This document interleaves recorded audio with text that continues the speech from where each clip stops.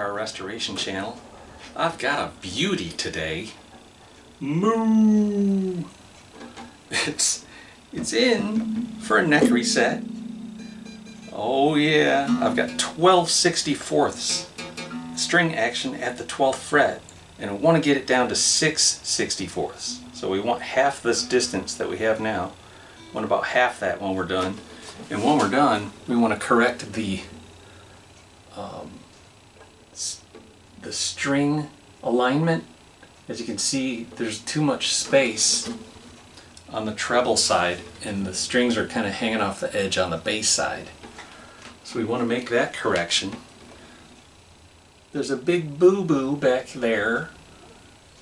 Pretty bad. We'll get a closer look later.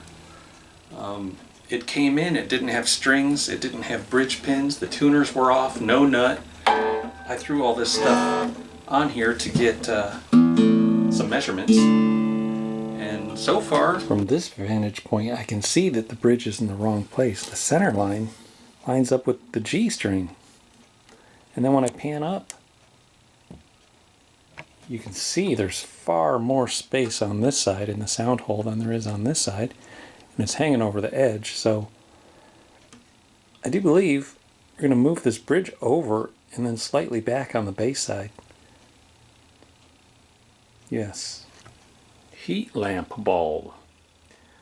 I got the neck up to 200 degrees for 15 minutes. And then I placed the 9.5 inch radius bottomed cauls on either end. These are 2 3/4 pieces of poplar, 3/4 inch, glued together. So it's 1.5 inches by 1.5 inches by 20 inches long. And this clamp with a piece of felt in between the neck and the bottom of the clamp. And then I got the neck completely flat, maybe into a slight back bow, where I will let it cool for a couple days, and then I might repeat. It definitely has a steel reinforced neck because I took some big magnets and they really stuck to it. Good, so.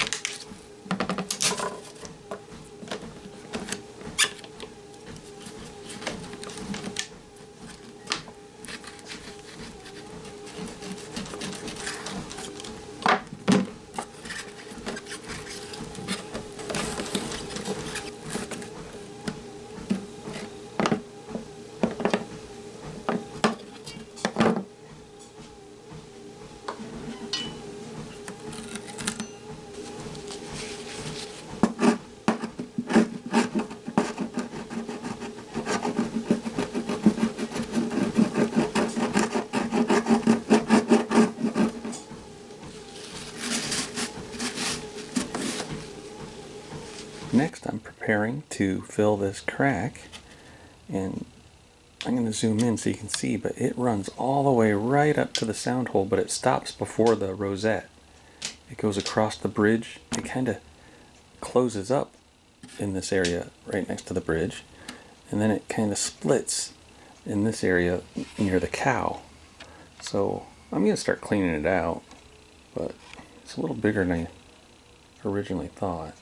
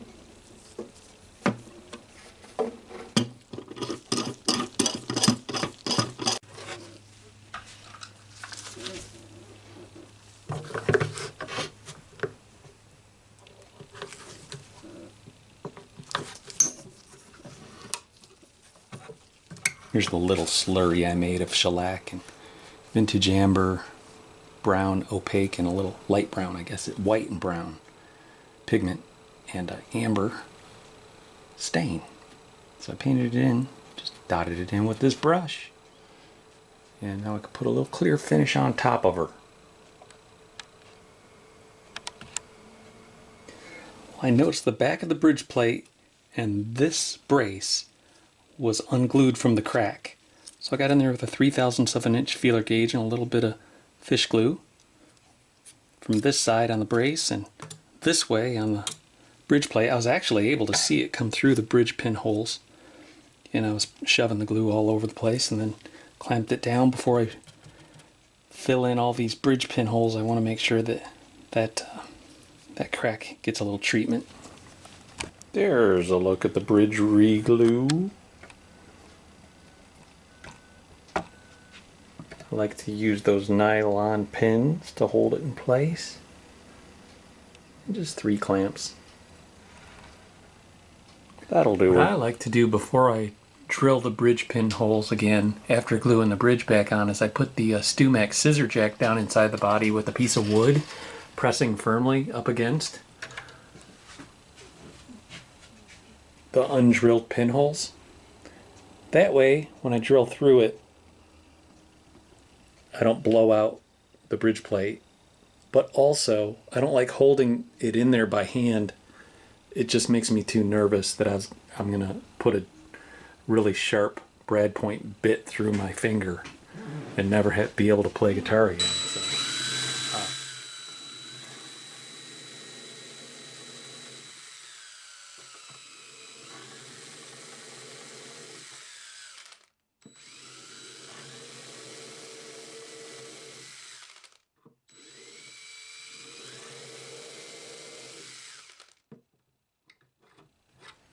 okay, so now we can enjoy a little better string spacing. Want to check the ball ends of the strings, make sure they're sitting there on the bridge plate correctly before I tune it up to pitch.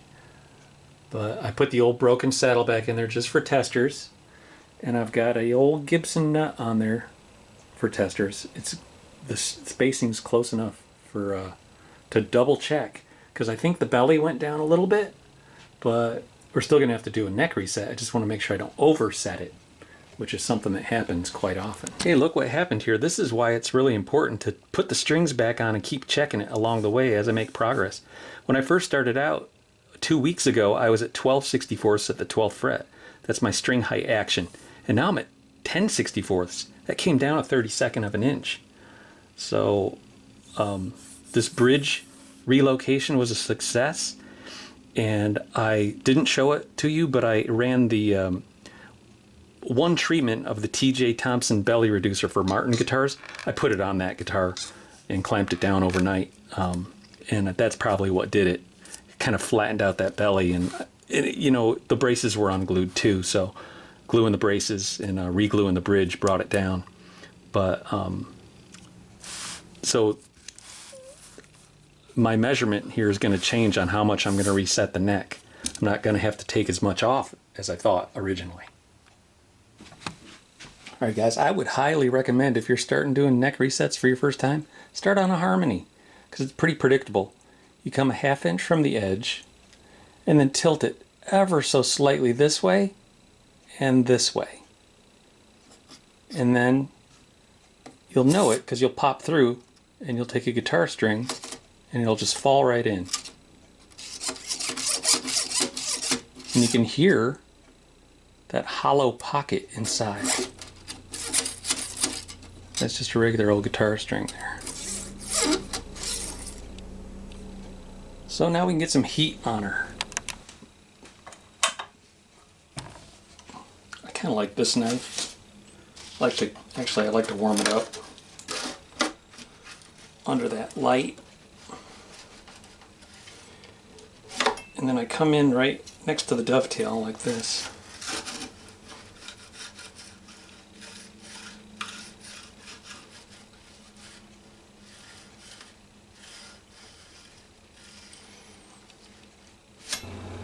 I don't want to hurry or anything because I got the camera rolling, but going to put a little pressure on the heel.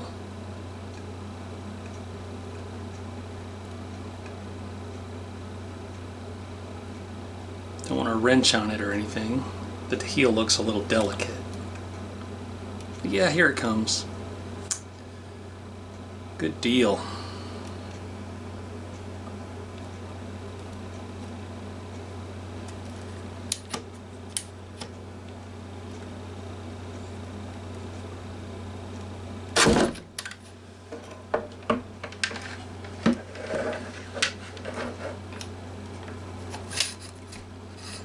What in the hell would you guess this is? Whoa! It's some filler. It's not even glue. It's like a putty. Okay. There's some in the body part of it too. Can you see that? Look at that. Guys.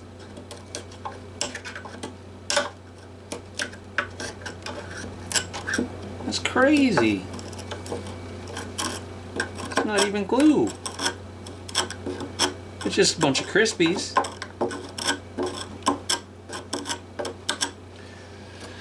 Whatever.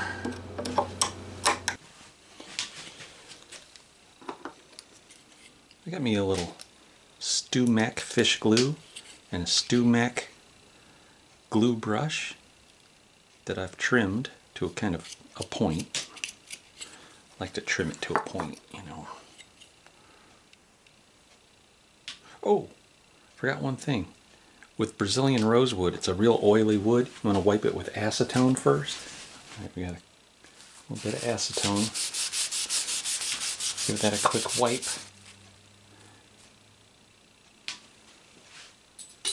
You see all the oil coming up off there.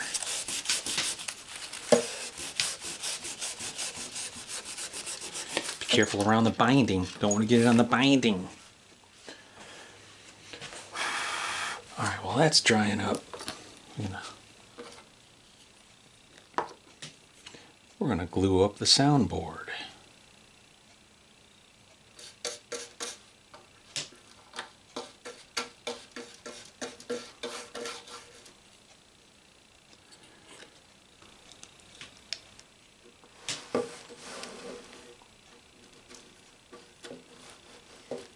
Okay, always just into the dovetail. Don't ever put it on the face of the guitar.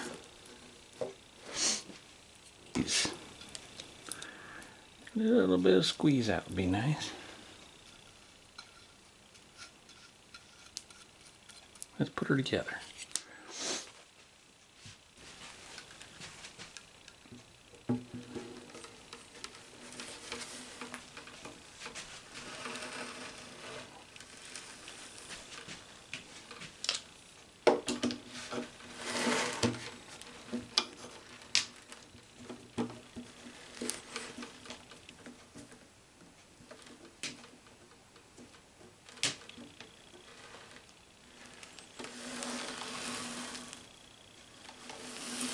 See it squeezing out already.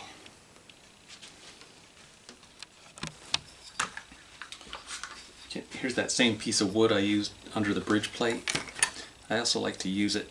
Actually, this little tool is something that I put inside an acoustic guitar, and I put it out the end pin if I want to hang it up in the garage and paint it. So that's why it's got that little eye bolt. Anyways, it's a piece of 3/4 alder, and I always use it when I'm gluing down. I'm gonna replace this short clamp with a longer one that actually clamps the guitar tight down to the table. Now that the neck is set in there, this is gonna hold it down against my thermoplastic caul right here, and then I can tighten it, and that clamp is pushing the bottom of the heel tight to the body.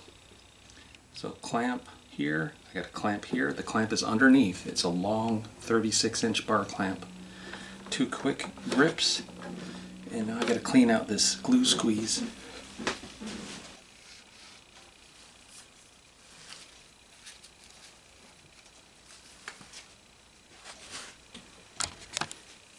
And clean up the glue squeeze out.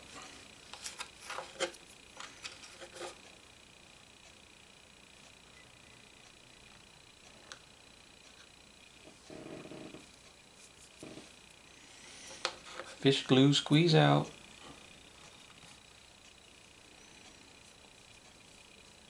Fun times.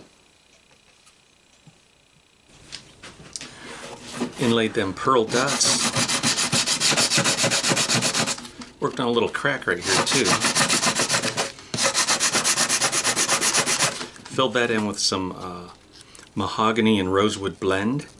Whenever you do the same species and you use super glue, it always ends up looking darker. So I use this one species lighter than the species I'm inlaying it into.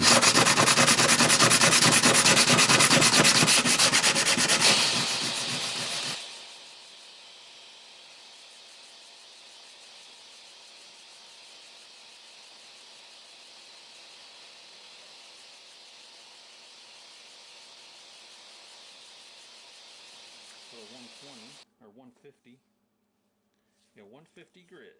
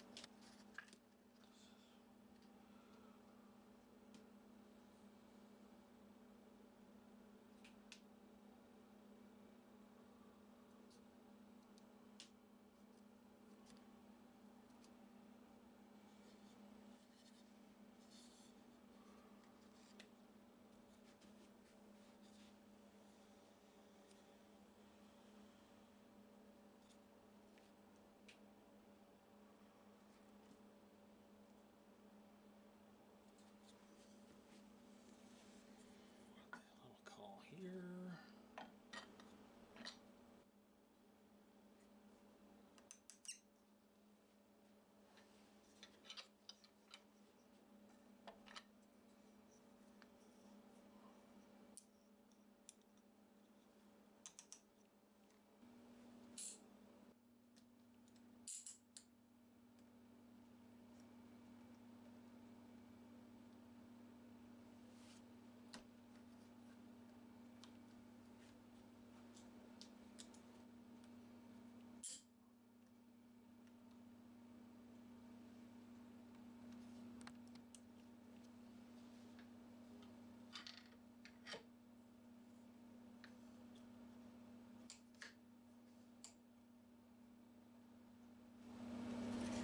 Here it is a few minutes later, all trimmed and scraped and sanded and stained.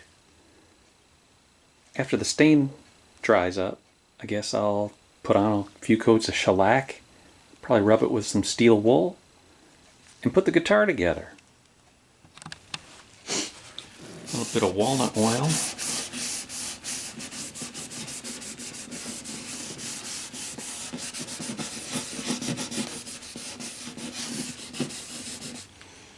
I'm not going to glue this in just yet.